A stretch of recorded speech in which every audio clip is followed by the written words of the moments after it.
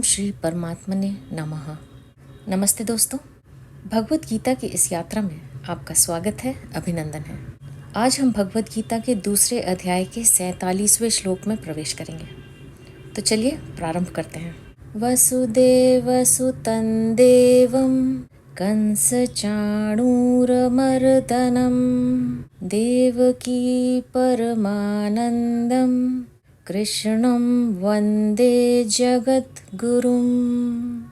अथ श्रीमद्भगवद्गीता द्वितीयोऽध्यायः। श्रीभगवान् उवाच कर्मण्येवाधिकारस्ते मा फलेषु कदाचन मा कर्मफलहेतुर्भुः मा ते संगोस्त्वकर्मणि। भगवान ने 39वें श्लोक में जिस समबुद्धि समता को सुनने के लिए अर्जुन को आज्ञा दी थी, अब इस श्लोक में उसी की प्राप्ति के लिए कर्म करने की आज्ञा देते हैं कि कर्तव्य कर्म करने में ही तेरा अधिकार है, फलों में कभी नहीं। अतः तू कर्म फल का हेतु भी मत बन और तेरी कर्म न करने में भी आसक्ति न हो। कर्मण्येवाधिकारस्ते यानी प्राप्त कर्तव्य कर्म का पालन करने में ही तेरा अधिकार है, इसमें तू स्वतंत्र है। कारण कि मनुष्य कर्म योनि है। मनुष्य के सिवाय दूसरी कोई भी योनि नया कर्म करने के लिए नहीं है। पशु पक्षी आदि जंगम और वृक्ष लता आदि स्थावर प्राणी नया कर्म नहीं कर सकते। देवता आदि में नया कर्म करने की सामर्थ्य तो है, पर वे केवल पहले किए गए यज्ञ दान आदि शुभ कर्मों का फल भोगने के लिए ही हैं। वे भगवान के विधान के अनुसार मनुष्यों के लिए कर्म करने की सामग्री दे सकते हैं, पर केवल सुख भोग में ही लिप्त रहने के कारण स्वयं नया कर्म नहीं कर सकते। नारकीय जीव भी भोग योनि होने के कारण अपने दुष्कर्मों का फल भोगते हैं, नया कर्म नहीं कर सकते। नया कर्म करने में तो केवल मनुष्य का ही अधिकार है। भगवान ने सेवा रूप नया कर्म करके केवल अपना उद्धार करने के लिए ही यह अंतिम मनुष्य जन्म दिया है। अगर यह कर्मों को अपने लिए करेगा तो बंधन में पड़ जाएगा, और अगर कर्मों को न करके आलस्य प्रमाद में पड़ा रहेगा तो बार बार जन्मता मरता रहेगा। अतः भगवान कहते हैं कि तेरा केवल सेवा रूप कर्तव्य कर्म करने में ही अधिकार है। कर्मणि पद में एक वचन देने का तात्पर्य है कि मनुष्य के सामने देश काल घटना परिस्थिति आदि को लेकर शास्त्र विहित कर्म तो अलग अलग होंगे, पर एक समय में एक मनुष्य किसी एक कर्म को ही तत्परता पूर्वक कर सकता है। जैसे क्षत्रिय होने के कारण अर्जुन के लिए युद्ध करना, दान देना आदि कर्तव्य कर्मों का विधान है, पर वर्तमान में युद्ध के समय वह एक युद्ध रूप कर्म कर्तव्य ही कर सकता है, दान आदि कर्तव्य कर्म नहीं कर सकता। यहाँ मार्मिक बात यह है कि मनुष्य शरीर में दो बातें हैं। पहली बात पुराने कर्मों का फल भोगना, और दूसरी बात है नया पुरुषार्थ। दूसरी योनियों में केवल पुराने कर्मों का फल भोग है, अर्थात कीट पतंग पशु पक्षी देवता ब्रह्मलोक तक की योनियां भोग योनियां हैं। इसलिए उनके लिए ऐसा करो और ऐसा मत करो यह विधान नहीं है। पशु पक्षी कीट पतंग आदि जो भी कर्म करते हैं उनका वह कर्म भी फल भोग में है, कारण कि उनके द्वारा किया जाने वाला कर्म उनके प्रारब्ध के अनुसार पहले से ही रचा हुआ है। उनके जीवन में अनुकूल प्रतिकूल परिस्थिति का जो भी भोग होता है वह भोग भी फल भोग में ही है। परंतु मनुष्य शरीर तो केवल नए पुरुषार्थ के लिए ही मिला है, जिससे यह अपना उद्धार कर ले। इस मनुष्य शरीर में दो विभाग हैं। एक तो इसके सामने पुराने कर्मों के फल रूप में अनुकूल प्रतिकूल परिस्थिति आती है, और दूसरा यह नया पुरुषार्थ नए कर्म करता है। नए कर्मों के अनुसार ही इसके भविष्य का निर्माण होता है। इसलिए शास्त्र संत महापुरुषों का विधि निषेध राज्य आदि का शासन केवल मनुष्यों के लिए ही होता है, क्योंकि मनुष्य में पुरुषार्थ की प्रधानता है, नए कर्मों को करने की स्वतंत्रता है। परंतु पिछले जन्मों के फल स्वरूप मिलने वाली अनुकूल प्रतिकूल परिस्थिति को बदलने में यह परतंत्र है। तात्पर्य है कि मनुष्य कर्म करने में स्वतंत्र और फल प्राप्ति में परतंत्र है, परंतु अनुकूल प्रतिकूल रूप से प्राप्त परिस्थिति का सदुपयोग करके मनुष्य उसको अपने उद्धार की साधन सामग्री बना सकता है, क्योंकि यह मनुष्य शरीर अपने उद्धार के लिए ही मिला है। इसलिए इसमें नया पुरुषार्थ भी उद्धार के लिए है और पुराने कर्मों के फल रूप से प्राप्त परिस्थिति भी उद्धार के लिए ही है। इसमें एक विशेष समझने की बात यह है कि इस मनुष्य जीवन में प्रारब्ध के अनुसार जो भी शुभ या अशुभ परिस्थिति आती है, उस परिस्थिति को मनुष्य सुखदायी या दुखदायी तो मान सकता है, पर वास्तव में देखा जाए तो उस परिस्थिति से सुखी या दुखी होना कर्मों का फल नहीं है, प्रत्युत मूर्खता का फल है। कारण कि परिस्थिति तो बाहर से बनती है और सुखी दुखी होता है यह स्वयं। उस परिस्थिति के साथ तादात्म्य करके ही यह सुख दुख का भोक्ता बनता है। अगर मनुष्य उस परिस्थिति के साथ तादात्म्य न करके उसका सदुपयोग करे तो वही परिस्थिति उसका उद्धार करने के लिए साधन सामग्री बन जाएगी। सुखदायी परिस्थिति का सदुपयोग है दूसरों की सेवा करना और दुखदायी परिस्थिति का सदुपयोग है सुख भोग की इच्छा का त्याग करना। दुखदायी परिस्थिति आने पर मनुष्य को कभी भी घबराना नहीं चाहिए, प्रत्युत यह विचार करना चाहिए कि हमने पहले सुख भोग की इच्छा से ही पाप किए थे और वे ही पाप दुखदायी परिस्थिति के रूप में आकर नष्ट हो रहे हैं। इसमें एक लाभ यह है कि उन पापों का प्रायश्चित हो रहा है और हम शुद्ध हो रहे हैं। दूसरा लाभ यह है कि हमें इस बात की चेतावनी मिलती है कि अब हम सुख भोग के लिए पाप करेंगे तो आगे भी इसी प्रकार दुखदायी परिस्थिति आएगी। इसलिए सुख भोग की इच्छा से अब कोई काम करना ही नहीं है, प्रत्युत प्राणी मात्र के हित के लिए ही काम करना है। तात्पर्य यह हुआ कि पशु पक्षी कीट पतंग आदि योनियों के लिए पुराने कर्मों का फल और नया कर्म ये दोनों ही भोग रूप में हैं और मनुष्य के लिए पुराने कर्मों का फल और नया कर्म यानी पुरुषार्थ ये दोनों ही उद्धार के साधन हैं। माँ फलेषु कदाचन, फल में तेरा किंचित मात्र भी अधिकार नहीं है, अर्थात फल की प्राप्ति में तेरी स्वतंत्रता नहीं है, क्योंकि फल का विधान तो मेरे अधीन है। अतः फल की इच्छा न रखकर कर्तव्य कर्म कर। अगर तू फल की इच्छा रखकर कर्म करेगा तो तू बंध जाएगा। फले सक्तो निबध्यते, गीता 5वें अध्याय का 12वां श्लोक। कारण की फलेच्छा अर्थात भोक्तृत्व पर ही कर्तृत्व टिका हुआ है, यानी भोक्तृत्व से ही कर्तृत्व आता है। फलेच्छा सर्वथा मिटने से कर्तृत्व मिट जाता है और कर्तृत्व मिटने से मनुष्य कर्म करता हुआ भी नहीं बंधता। भाव यह हुआ कि वास्तव में मनुष्य कर्तृत्व में उतना फंसा हुआ नहीं है जितना फलेच्छा अर्थात भोक्तृत्व में फंसा हुआ है। दूसरी बात, जितने भी कर्म होते हैं वे सभी प्राकृत पदार्थों और व्यक्तियों के संगठन से ही होते हैं।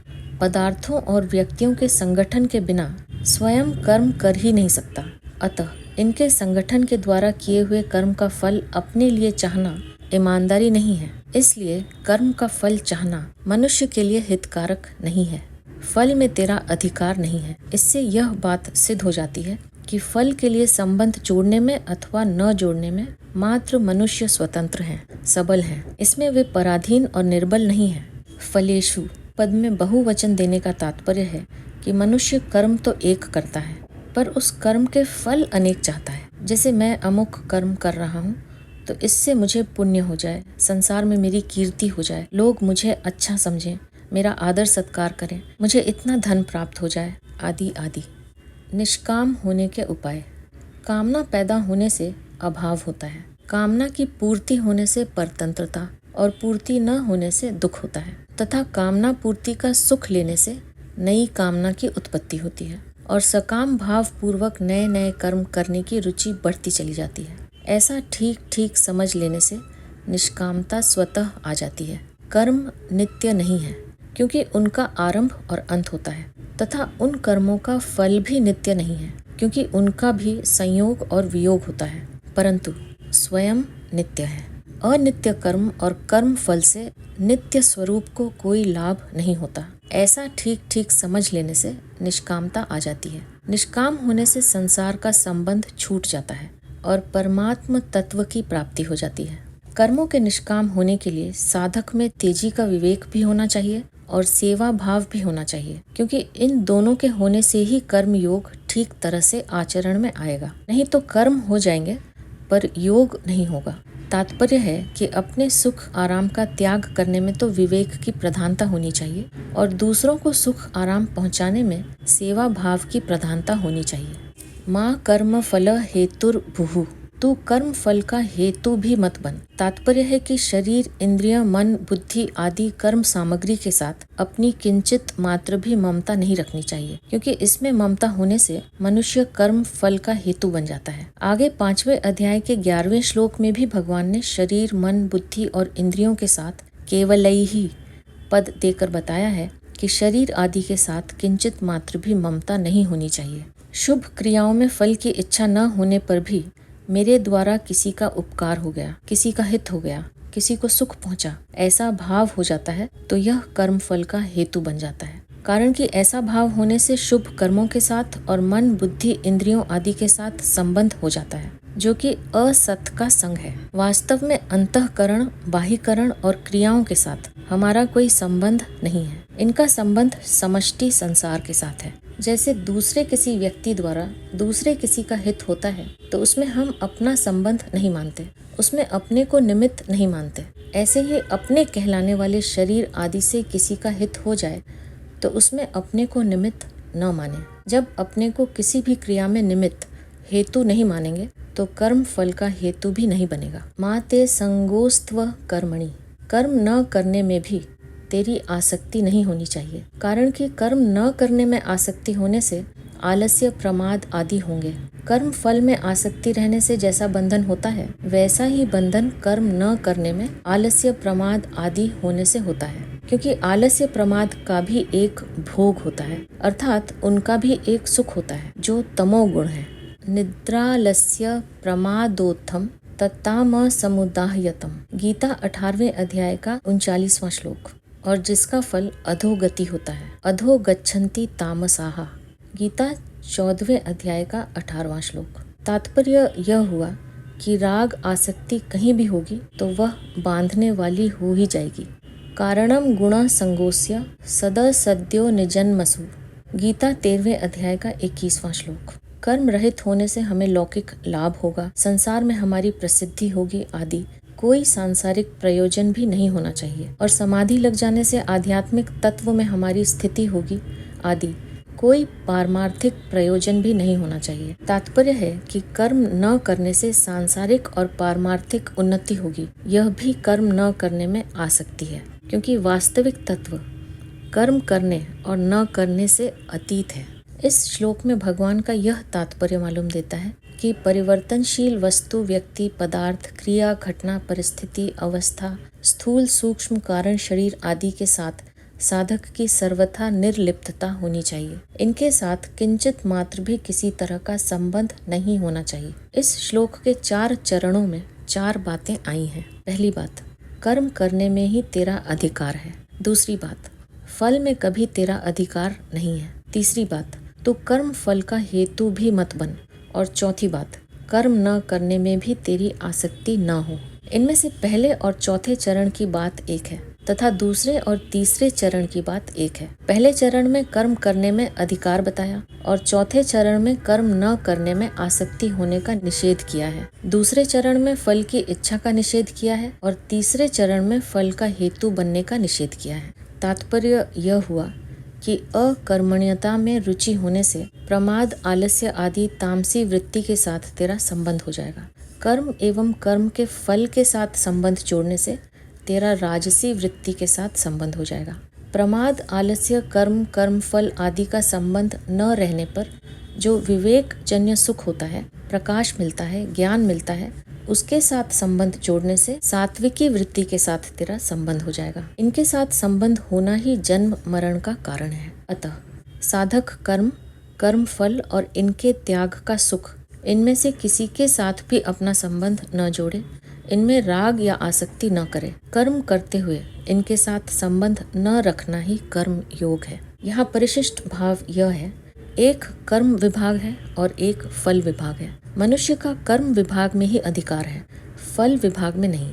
कारण कि नया पुरुषार्थ होने से कर्म विभाग यानी करना मनुष्य के अधीन है और पूर्वकृत कर्मों का भोग होने से फल विभाग यानी होना प्रारब्ध के अधीन है। कर्म योगी की दृष्टि से देखा जाए तो मनुष्य को जो साधन सामग्री, वस्तु, योग्यता और सामर्थ्य मिली है वह प्रारब्ध है, और उसका सदुपयोग करना अर्थात उसको अपना और अपने लिए न मानकर प्रत्युत दूसरों का और दूसरों के लिए मानकर उनकी सेवा में लगाना पुरुषार्थ है। कर्म योग में मुख्य बात है अपने कर्तव्य के द्वारा दूसरे के अधिकार की रक्षा करना और कर्म फल का अर्थात अपने अधिकार का त्याग करना। दूसरे के अधिकार की रक्षा करने से पुराना राग मिट जाता है और अपने अधिकार का त्याग करने से नया राग पैदा नहीं होता। इस प्रकार पुराना राग मिटने से और नया राग पैदा न होने से कर्म योगी वीत राग हो जाता है। वीत राग होने पर उसको तत्व ज्ञान हो जाता है, कारण कि तत्व ज्ञान की प्राप्ति में नाशवान असत वस्तुओं का राग ही बाधक है। रागो लिंगम बोधस्य चित्त व्यायाम भूमिषु कुत शादुलता तस्य यस्याग्नि कोटरे तरोहो। तात्पर्य है कि वस्तु, व्यक्ति और क्रियाओं में मन का जो राग है, खिंचाव है, यह अज्ञान का खास चिन्ह है। जैसे किसी वृक्ष के कोटरे में आग लगी हो तो वृक्ष हरा भरा नहीं रह सकता, सूख जाता है। ऐसे ही जिसके भीतर राग रूपी आग लगी हो उसको शांति नहीं मिल सकती। कर्म करने की आज्ञा देने के बाद आगे के श्लोक में भगवान कर्म करते हुए सम रहने का प्रकार बताते हैं, जिन्हें लेकर हम अपनी अगली प्रस्तुति में फिर उपस्थित होंगे। अब मैं आपसे आज्ञा लूंगी। आप अपना ध्यान रखिए, हमेशा खुश रहिए, मुस्कुराते रहिए। आपका बहुत बहुत धन्यवाद। ओम श्री परमात्मने नमः।